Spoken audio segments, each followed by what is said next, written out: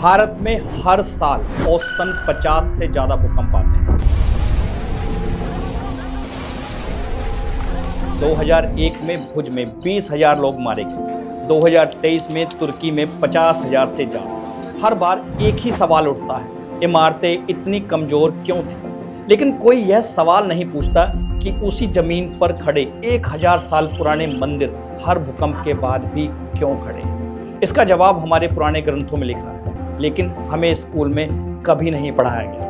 आज हम यही जानेंगे विद एविडेंस। उसी गुजरात में मुंडेरा का सूर्य मंदिर जो 1000 साल पुराना है, आज भी खड़ा है। तमिलनाडु में ब्रजश्री मंदिर 1010 ईस्वी में बना, वो भी खड़ा है। आखिर क्यों? दोस्तों, सबसे पहले ये समझते हैं ब्रजश्री मंदिर तंजावुर। इसे देखकर आज के इंजीनियर भी हैरान हो जाते हैं। इस मंदिर के शिखर पर एक अकेला पत्थर रखा है जिसका वजन 80 टन है। 80 टन यानी लगभग 13 हाथियों के बराबर। और यह पत्थर किसी सीमेंट, किसी लोहे की छड़, किसी चिपकाने वाली चीज के बिना टिका है। तो फिर यह गिरता क्यों नहीं? क्योंकि ये इंटरलॉकिंग ज्वेलरी है, यानी पत्थरों को इस तरीके से तराशा गया था कि वो एक दूसरे में फंसे हों, जैसे पहेली के टुकड़े। एक को हटाओ तो दूसरा रोक लेता है। इसका जिक्र हमारे प्राचीन ग्रंथ मानसर में मिलता है।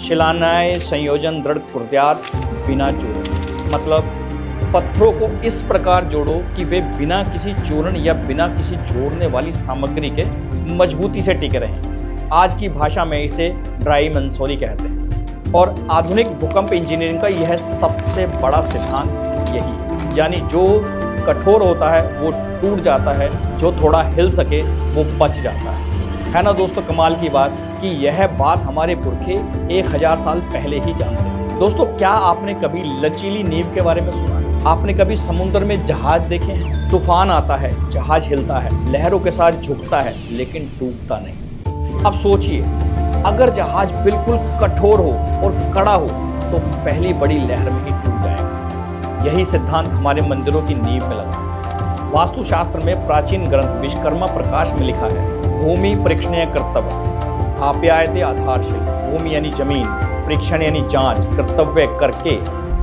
स्थापित करो। आधारशिलम इक्वल टू नींव की शिला।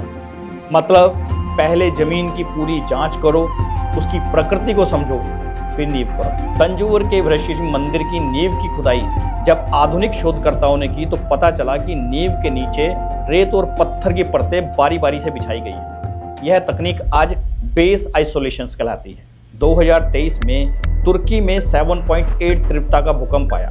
हजारों इमारतें गिरी, लेकिन जो इमारतें बेस आइसोलेशन तकनीक से बनी थी वो बच गई। और यही तकनीक हमारे मंदिरों में 1000 साल पहले थी। तो दोस्तों, क्या आप जानना चाहते हैं कि वास्तुशास्त्र का इंजीनियरिंग के साथ क्या संबंध है? बहुत से लोग सोचते हैं वास्तुशास्त्र मतलब घर में किस दिशा में सोना चाहिए या कहाँ पूजा घर बनाएं, लेकिन असली वास्तुशास्त्र दोस्तों इससे कहीं गहरा है। और ये लिखा है मानसर शिल्प शास्त्र में, और ये एक पूरी इंजीनियरिंग की किताब है। इसमें लिखा है वास्तु विद्या सर्व विद्याना प्रधान, मतलब निर्माण का विज्ञान, वास्तु विज्ञान सभी विद्याओं से सर्वश्रेष्ठ है। और इस ग्रंथ में बताया गया है कि मंदिर का अनुपात कैसा हो ताकि वजन संतुलित रहे, दीवारों की मोटाई, दीवारों की ऊंचाई कैसे घटाई बढ़ाई जाए, छत का ढलान किस कोण पर हो ताकि बारिश और हवा का दबाव सह सके। यह सब आज की स्ट्रक्चरल इंजीनियरिंग के सिद्धांत है।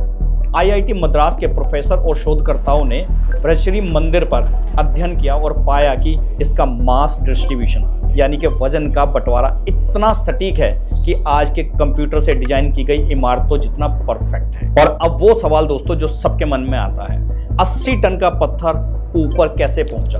बिना क्रेन के इतने भारी पत्थर को मंदिर के ऊपर कैसे रखा गया? यह सवाल आते ही कुछ लोग इसे देवीय शक्ति कहने लगते हैं।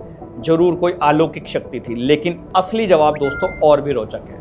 मानसर ग्रंथ में इस तकनीक का वर्णन किया गया है जिसे कहते हैं यंत्र चालन भार उत्थापनाएं। यंत्र चालन भार उत्थापनाएं मतलब भारी वजन उठाने के लिए यंत्रों का उपयोग करो। शोधकर्ताओं का मानना है कि तंजावुर के मंदिरों में इंक्लाइंड प्लेन यानी कि लंबी ढलान वाली रैंप बनाई गई थी। 6 किलोमीटर लंबी रैंप जिस पर हाथियों और मनुष्यों की मदद से पत्थर धीरे धीरे खिसकाए गए थे।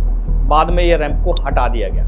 यह कोई जादू नहीं है दोस्तों, यह फिजिक्स का सबसे पुराना सिद्धांत है जिसे आर्किमिडीज भी मानते थे। तो क्या कहें कि आज की इमारतें कमजोर हैं? क्या सच में स्टील की इमारतें कमजोर हैं? तो पुराने मंदिर गिरे क्यों? क्या भ्रष्टाचार भी जिम्मेदार है? यहाँ एक बात कहूंगा दोस्तों, वो भी पूरी ईमानदारी के साथ। यह कहना गलत होगा कि सभी इमारतें कमजोर हैं। आधुनिक इमारतें जब गिरती हैं तो उसके 3 कारण होते हैं। पहला कारण दोस्तों भ्रष्टाचार, घटिया सामग्री, कम सीमेंट, पतली छड़ें, यही असली दुश्मन है। दूसरा कारण होता है दोस्तों गलत डिजाइन करना, जमीन के जांच किए बिना नींव डालना, यह सबसे बड़ी गलती होता है। और तीसरा कारण है दोस्तों रिजिड स्ट्रक्चर बनाना, यानी बिल्कुल कठोर स्ट्रक्चर जो भूकंप की लहरों को सोख नहीं सकता। सोचो, अगर कोई इंसान बिल्कुल अकड़ कर खड़ा है और उसे धक्का लगे तो वो सीधा गिरेगा, लेकिन जो झुक सके, वो लचीला हो तो वो बच जाएगा, यानी कि फ्लेक्सिबल पर्सन सर्वाइव्स। यही भूकंप में होता है, इमारतें ताश के पत्ते की तरह गिर जाती हैं। लेकिन दोस्तों जो पुराने मंदिर गिरे तो वो क्यों गिरे? लहरों को सोख नहीं सकता।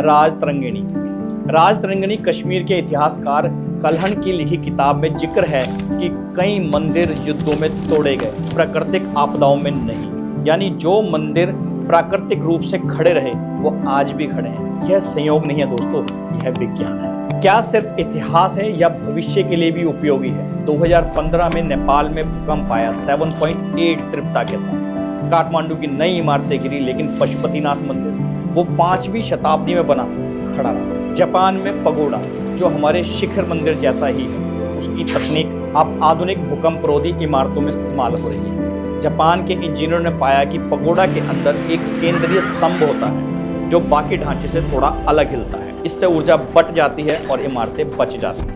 इसी सिद्धांत पर ट्यून्ड मास डंपर बनाए जाते हैं जो दुनिया के सबसे ऊंची इमारतें जैसे टिपाई 101 में लगे हैं, जिसे हमारे पुरखों ने यह बिना किसी कंप्यूटर, बिना किसी सॉफ्टवेयर के खोजा था। दोस्तों हम अक्सर सोचते हैं पुराना मतलब पिछड़ा, नया मतलब बेहतर, लेकिन भ्रष्टम मंदिर कहता है मैं 1000 साल से खड़ा हूँ, तुम्हारी इमारतें 50 साल में गिर गई, अब बताओ पिछड़ा कौन? वास्तुशास्त्र, मानसर, विश्वकर्मा प्रकाश, दोस्तों ये सिर्फ धर्म ग्रंथ नहीं है, ये हमारे पुरखों की इंजीनियरिंग की नोटबुक है।